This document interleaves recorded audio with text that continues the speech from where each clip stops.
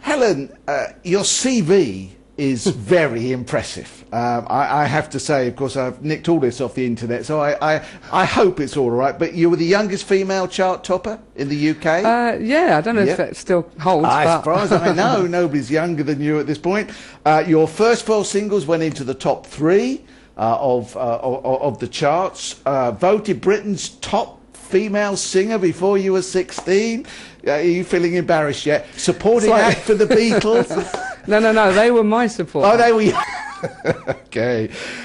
Tremendous CV. As you look back on your life, do you regret it? Do you feel it was something which you could build on? How do you view all that now? Well, it looks like, you know, when I look back, it's like looking at somebody else. Because Right. I mean, it's a long time ago. Those things that you just spoke about, yeah. we're talking early 60s, right? But no, I don't actually regret anything. Because, you know, I don't believe that, I'm not a fatalist, but I do believe that the Lord has a way for us. And, Right. you know, and out of everything that I experienced in those early days, I hope I've learned something and grown into something else. I don't know. Yeah. I almost embarrassed you by bringing on some of the video from YouTube and these wonderful dresses and this wonderful hairstyle, which I believe it actually got a mention on Red Dwarf at one point. I've no idea. So Wikipedia tells me. Oh, that's right. I've got a friend that's got every edition of Red Dwarf. One of these days we'll track it down. But evidently they talked about your beehive. Well, yeah, it was. Yeah, I think it was actually called a bouffant in those days. When you had short hair, it was a bouffant. If you had long hair, it was a beehive. Like Amy, what's her name? Winehouse. Yeah. Meeting some of those stars as you did and getting involved in that. Did that have an effect on you in those days? Yeah, it was a thrill. I mean, it was great to meet people that I'd been a fan of or whatever for years. And just to go in a recording studio and to make a record. I mean, I was 14 years old. That's right, yeah. My first record, Don't Treat Me Like a Child, got to number like 3 or something. And I didn't even have a record player to play it on, my record. Yeah, it's ridiculous. But no, I met Cliff Richard and the Shadows. We were with the same people at EMI, Norrie Paramore and people like that.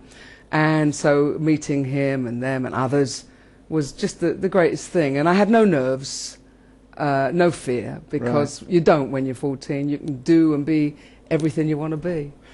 When did you first realise you had a voice that could go to the top of the charts? I mean, the charts, of course, were very different in those days than they are now. I mean, anybody can get, well, even I could get there, and I can't sing these days. But when did you first realise you had something special about your voice? It was never my intention to get to the top of the charts, or it was a hit parade in those days. Yes, that's right.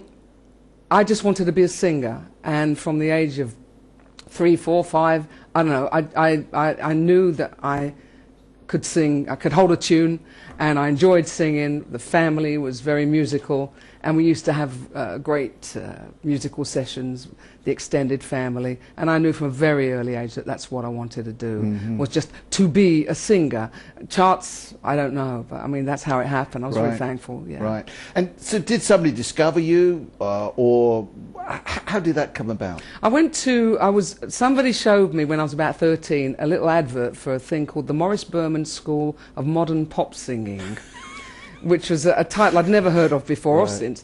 And this guy claimed to have started off people in the business, the show business, like Al McCogan and people like that. Right. And I thought, oh, that's great. And I persuaded my dad to fork out the 30 bob that was needed for me to go once a week to have lessons with this guy who was a professional. And he saw the potential, waived the fee, and I had lessons in how to use a microphone and diction and all these things. And when he felt I was ready, he sent me to make a recording test for Norrie Paramore. And basically it came out of that. And the rest, as they say, is history.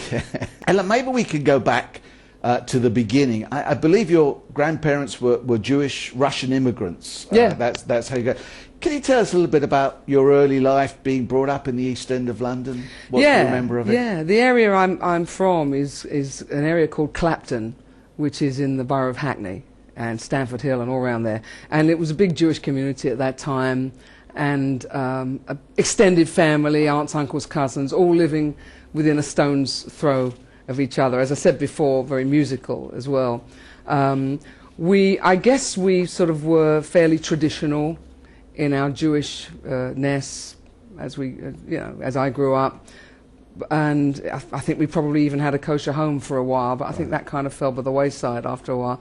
But we would keep festivals, certainly Passover, we'd have a Seder night, whole family, and go to synagogue now and then on high holy days. I wasn't allowed to. You had to be older, before you could go on Yom Kippur, Day of Atonement.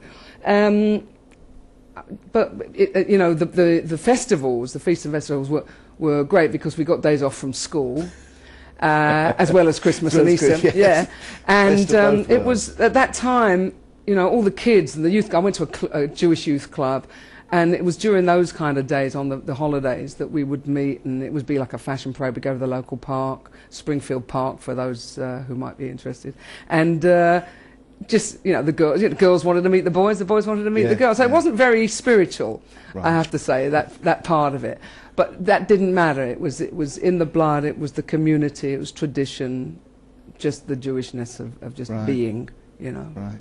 And were there problems in those days being a Jew, or was it because there was a large community of Jews that there wasn't any antagonism towards you, or did you ever find that a problem? I did come across anti-Semitism, most certainly. The first time I ever heard the name of Jesus was when it was screamed to me in the school playground, "You killed Jesus Christ." I was about 6 at the time in my primary school. And then later on, I remember in certain areas walking through with friends, and you get called dirty yid and all that kind of stuff. It's pretty horrible. But in those days, a kid, you just laugh it off and you call them back something, whatever. But in general, no. I mean, one was within the bosom of the community, as it were. Although I went to a state school, let it be said, I wasn't totally cut off from the world. I had friends from all kinds of backgrounds. Right. You said you didn't own a record player. No. When you first, so your family was fairly poor, was it? Yeah, my dad. Sorry, I was just saying, but you enjoyed a good family life. I mean, yes. There was always food on the table.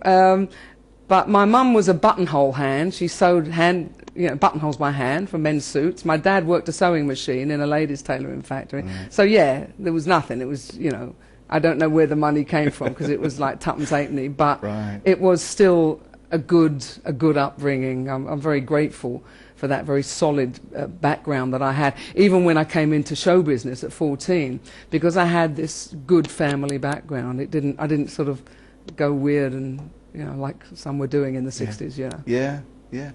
So you built out. I mean, one of the clips on YouTube, which they're actually we're going to show something. Never. Yes, they go prepare it. So a bit later on, just prepare you and our audience. You're going to enjoy this.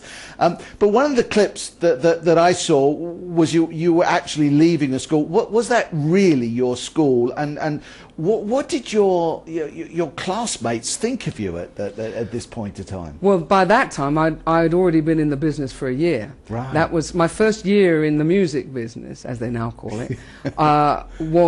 Included my first 3 hit records. I was still at school for that. That was my last year at school. So by the time it was my school, that clip.